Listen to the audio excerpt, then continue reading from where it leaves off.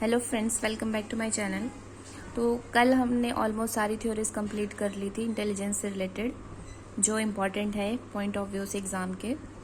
तो आज हम शुरू कर रहे हैं कुछ ऐसे टॉपिक्स जो बीच में छूट गए थे, जिसमें से एक है नॉर्मल प्रोबेबिलिटी कर्व, सामान्य संभावना वक्र। इसमें क्या होता है कि जो ह्यूमन ब्रेन होता है, इसमें बताया जाता है कि ह्यूमन ब्रेन डायग्राम्स, ग्राफ्स और पिक्टोरियल रिप्रेजेंटेशन को ज़्यादा इजीली अंडरस्टैंड करता है। ठीक है, फॉर एग्जाम्पल कि अगर हमारे पास ये डाटा दिया हुआ है, ठीक है, ये डाटा हमारे पास दिया हुआ है, तो इसको समझना हमारे माइंड को ज़्यादा इजी है एज कम्पेयर टू अगर हम उसको थियोरेटिकल फॉर्म में लिखेंगे। पढ़ेंगे इसको भी, अभी समझेंगे, लेकिन यहाँ से शुरू करते हैं कि collection of any data is of 3 types. ठीक है, कि जो डाटा है हमारे पास वो 3 टाइप में डिवाइड किया जा सकता है, एक minimum, average and maximum. For example कि एक क्लास है, उसमें बच्चे पढ़ते हैं, ठीक है, तो उसमें से क्या होता है, कुछ बच्चे मिनिमम मार्क्स लेते हैं जब उनके एग्ज़ाम होते हैं, कुछ बच्चे नहीं, ऑलमोस्ट बच्चे जो होते हैं वो एवरेज होते हैं, देन मैक्सिमम। यानी कि जो मिनिमम और मैक्सिमम होता है वो दोनों कम होते हैं एज कम्पेयर टू एवरेज। तो अब हम इसकी एक सिंपल सी डेफिनेशन देखते हैं नॉर्मल प्रोबेबिलिटी कर्व की। यदि किसी आंकिक श्रृंखला को ग्राफ रिप्रेजेंटेशन किया जाता है, मतलब ग्राफ की फॉर्म में किसी न्यूमेरिकल डेटा को रिप्रेजेंट किया जाता है, तो उसको हम बोलते हैं नॉर्मल प्रोबेबिलिटी कर्व। जिसमें क्या होता है नॉर्मल प्रोबेबिलिटी कर्व में, ये आपके पास नॉर्मल प्रोबेबिलिटी कर्व आता है, उसमें होता है the curve equal on both sides.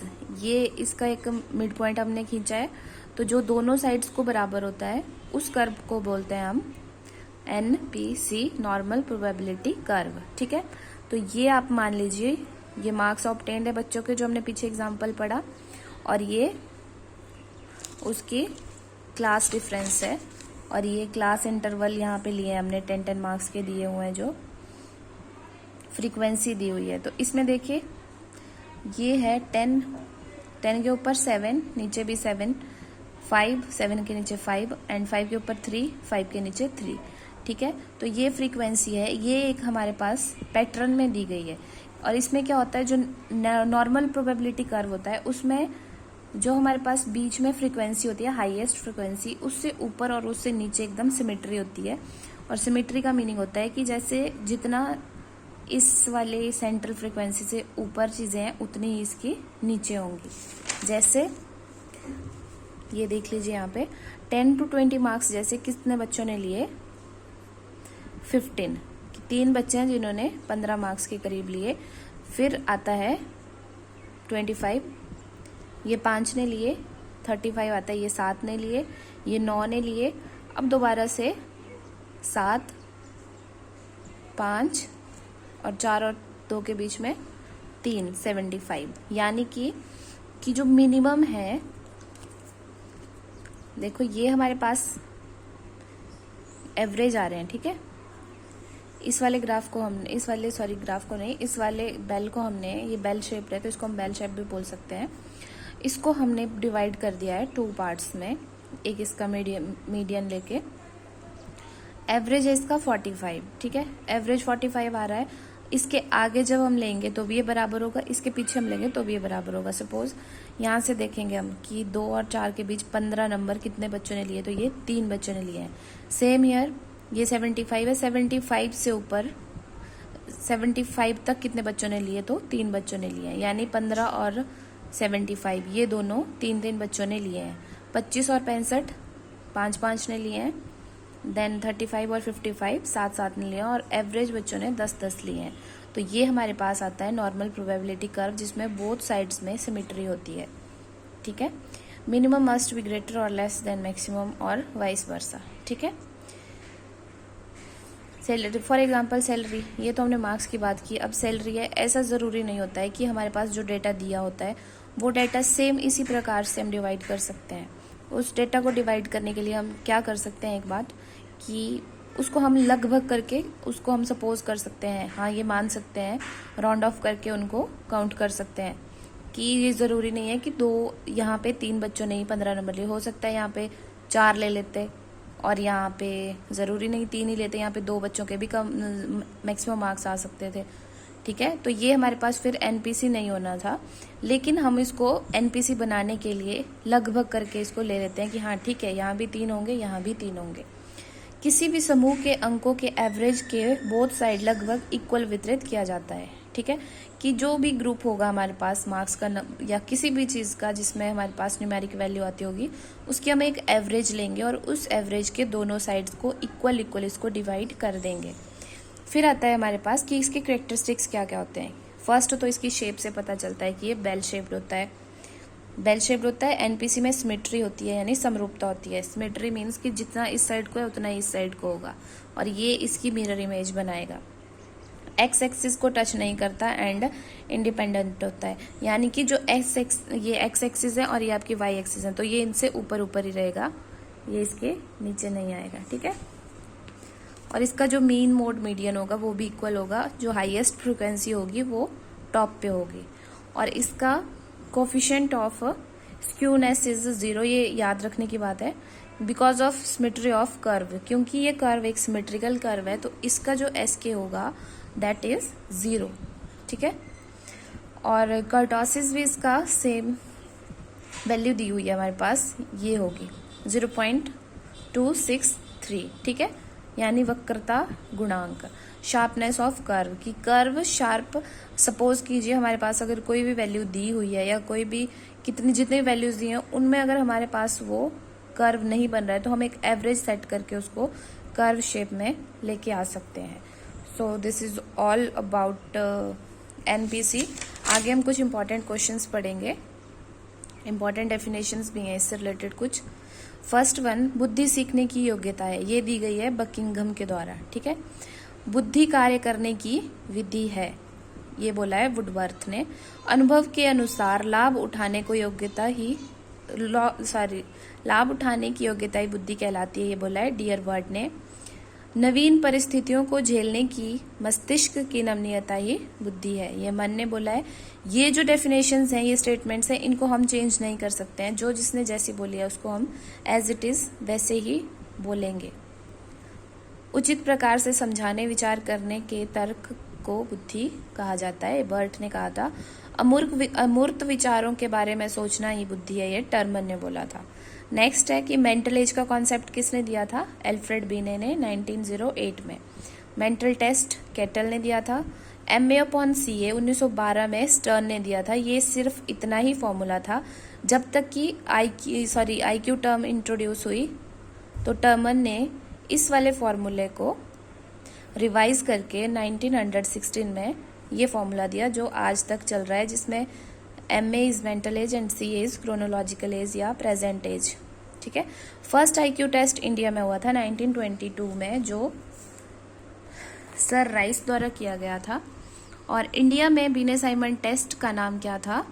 हिंदुस्तानी बीने परफॉर्मेंस टेस्ट, और ये टेस्ट किया गया था 3 to 15 ईयर्स के बच्चों के ऊपर। Types of intelligence given by Thorndike. Thorndike ने कितने टाइप्स दिए थे इंटेलिजेंस के? दैट इज 3 टाइप्स दिए थे, मूर्त, अमूर्त और सामाजिक।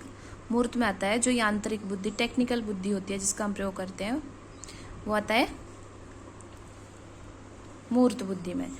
आगे है 1, 2 या 3 बियर से ग्रुप ऑफ फ्रेंड्स का गुजारा नहीं होता। ये एक स्टेटमेंट याद रख लीजिए आप, एक लाइन सिंपल। इसमें क्या होगा? 1 means unifactor theory, 2, 3 means 2 and 3 factor theory, group से मतलब ग्रुप फैक्टर थ्योरी। ठीक है, तो इससे आपकी 4 थ्योरीज याद हो जाएंगी। 1 मतलब यूनिफैक्टर, ये दी है 1, 2, 3 बियर से। ठीक है, बियर से याद रखना है स्पीयर, और बियर का बी, जब इस बियर को हम ऐसे बी करके लिखेंगे तो ये बीने होगा। तो 1 से एल्फ्रेड बीने, 2 और 3 स्पीयर मैंने दिए। Group of thirst, group of intelligence दिया हुआ है थर्स्टन ने। और इसको आप ऐसे याद रख सकते हो कि जो थर्स्टन ऐसे थोड़ा बर्डन टाइप लग रहा है ना, थर्स्टन बर्डन सेम वर्ड्स लग रहे हैं। तो जो ग्रुप होता है किसी भी चीज़ का, बहुत सारी चीज़ें होती हैं, जब उनको हम रखते हैं कहीं पे यूज़ करते हैं, सपोज पत्थर रखे हुए हैं, उनका एक ग्रुप रखा हुआ है, तो उसका क्या होगा? बहुत बर्डन होगा, उसको हम ऐसे याद रख सकते हैं। 3D मॉडल दिया है गिलफोर्ड ने। गिलफोर्ड 3D का D याद रखो, गिलफोर्ड FORD, इसमें भी फोर्ड DD दोनों में आएगा तो सेम D आएगा। इसमें भी 3 टाइप्स में डिवाइड किया था इंटेलिजेंस को, कंटेंट, ऑपरेशन एंड प्रोडक्ट। ठीक है, तो प्रोडक्ट तो एंड प्रोडक्ट होता था, ऑपरेशन मतलब कि जब हम किसी कार्य को शुरू करते हैं उसका जो प्रोसेस होता है करने का वो, और कंटेंट होता है उसमें जो भी हम विषय वस्तु यूज करते हैं वो। ठीक है, मल्टीफैक्टर थ्योरी, बहुकारक का सिद्धांत दिया था थॉर्नडाइक ने। डाइक थोड़ा डाई से रिलेटेड लग रहा है, डाइक डाई, ठीक है, और थ्रोन आप ऐसे याद रख सकते हो, कांटा। ठीक है, तो अगर हमें कांटे चुभते हैं, इतने कांटे चुभते हैं किसी की कि वो डाई हो जाता है। ठीक है, बहुत कांटे, इसको ऐसे याद रख सकते हो, बहुत कांटे चुभे तो वो डाई हो गया, मर गया। ठीक है, समूह कारक सिद्धांत दिया है थर्स्टन ने। इसको भी सेम आप ग्रुप से याद रख सकते हो, यही तो है वो ग्रुप ऑफ इंटेलिजेंस, ये दिया हुआ है थर्स्टन ने कि समूह थर्स्टन। ठीक है, फ्लूइड इंटेलिजेंस ये दिया हुआ है आपका केटल ने, और ये बहुत सिंपल है कि चाय की केटल याद रखना है आपने, चाय इन केटली। ठीक है, तो जो चाय होती है दैट इज तरल, और ठोस क्या होता है, जो केटली होती है बाहर से वो क्रिस्टल फॉर्म में होती है, यानी ठोस होती है। तो ये दिया था केटल ने, सिंपल है। पदानुक्रमिक है, हायरार्किकल, वो दिया था हमारे पास बर्नन ने। और बर्नन का ये इस वाले सिद्धांत में बोला था कि जो चिल्ड्रन है वो स्टेप बाय स्टेप सीखते हैं। ठीक है, कि पहले वो एक एक अक्षर सीखेंगे, उसके बाद अक्षरों को मिलाना सीखेंगे, और उसके बाद एक पूरी अक्षर पूरी लाइन बना देंगे। ठीक है, सॉरी ये वर्ण है, एक एक वर्ण सीखेंगे वो, आगे आता है। और आप वर्ण से ऐसे भी याद रख सकते हैं कि जो पदानुक्रमिक है वो एक एक वर्ण सिखाने का, तो वर्ण से वर्णन, ये ज़्यादा सिंपल है। या फिर जो गैस का बर्नर हम ऑन करते हैं, पहले उसको हम लो रखते हैं, फिर मीडियम रखते हैं, मीडियम लो रखते हैं, फिर हाई करते हैं, मीडियम हाई करते हैं। ठीक है, तो वो भी एक हम पैटर्न में यूज़ करते हैं उसको, लो मीडियम टू हाई। ठीक है, नेक्स्ट है लेवल 1 एंड लेवल 2 का सिद्धांत दिया जॉनसन ने। लेवल 1 जो था दैट इज हेरिडिटरी, और जो लेवल 2 था दैट इज एक्वायर्ड, उसको हम अर्जित करते हैं, और ये हमारे पास जन्मजात होता था। ठीक है, आगे आता है कि 140 से ऊपर का जो IQ लेवल होता है वो किसका होता है, जीनियस का। और जीनियस लोग जो होते हैं पूरे कितने हैं, ऑलमोस्ट 2%। और जो इडियट हैं यानी कि जिनका 0 है IQ, वो भी कितने हैं, सेम 2%। थर्ड नेक्स्ट आता है हमारे पास भूल भुलैया परीक्षण, ये किया गया था पोर्टियस के द्वारा। और इसमें क्या किया गया था कि 2 एज ग्रुप के बच्चे लिए गए थे, 3 से 12 साल के और 12 से 14 साल के। और इनका क्या मेन मोटिव था, टू फाइंड द वे। इनको एक भूल भुलैया में छोड़ दिया बच्चों को, तो जो 3 से 12 साल के बच्चे थे उनको 2 बार मौका दिया गया रास्ता ढूंढने के लिए, और जो 12 से 14 थे उनको 3 बार मौका दिया गया रास्ता ढूंढने का। ओके, इस परीक्षण में इतना ही कहा गया था। नेक्स्ट है संवेगात्मक बुद्धि शब्द का प्रयोग किसने किया था, यानी इमोशनल इंटेलिजेंस का यूज किया था सबसे पहले मेयर एंड पीटर ने। फादर ऑफ इमोशनल इंटेलिजेंस बोला जाता है डेनियल गोलमैन को। आर्मी अल्फा परीक्षण टेस्ट, जो अल्फा परीक्षण टेस्ट है वो सामूहिक शाब्दिक टाइप का था, यानी कि वो पढ़े लिखे लोगों के लिए होता था, या फिर जो बेस्ट ऑफिसर्स इन्होंने चूज करने होते थे उनके लिए होता था। ये हुआ था फर्स्ट वर्ल्ड वार के दौरान। और जो आर्मी बीटा टेस्ट था वो भी फर्स्ट वर्ल्ड वार के दौरान ही हुआ था, लेकिन उसमें वो अनपढ़ लोगों के लिए हुआ था। ठीक है, व्यक्तिगत शाब्दिक बुद्धि परीक्षण हेले के द्वारा किया गया था। 29 नंबर है कि टर्मिनल एज और बेसल एज क्या होता है, तो टर्मिनल एज होती है कि जो 20 साल वाले क्वेश्चंस सॉल्व करने कोई बच्चा कर रहा है। सपोज कीजिए कि कोई बच्चा 20 साल का है, ठीक है, कोई बच्चा 20 साल का है और वो अपनी एज से ज़्यादा के जो क्वेश्चंस हैं, अपने IQ से ज़्यादा के क्वेश्चन है उनको सॉल्व कर रहा है। यानी 20 साल का बच्चा 30 के या 24 के 26 के इस साल के एज के क्वेश्चन सॉल्व कर रहा है तो बोलते हैं टर्मिनल एज उस एज को। और बेसल एज होती है कि अगर आपकी एज 20 साल है और आप 16 साल के बच्चे के IQ के बराबर के क्वेश्चन सॉल्व कर रहे हो तो किस में आता है वो, बेसल एज में। So that's all for today. कल हम पढ़ेंगे वेशलर इंटेलिजेंस स्केल और इसके कुछ और पार्ट्स हैं, 1-2 आगे रेवेन प्रोग्रेसिव मैट्रिक्स वो पढ़ेंगे। तो that's all for today, thank you.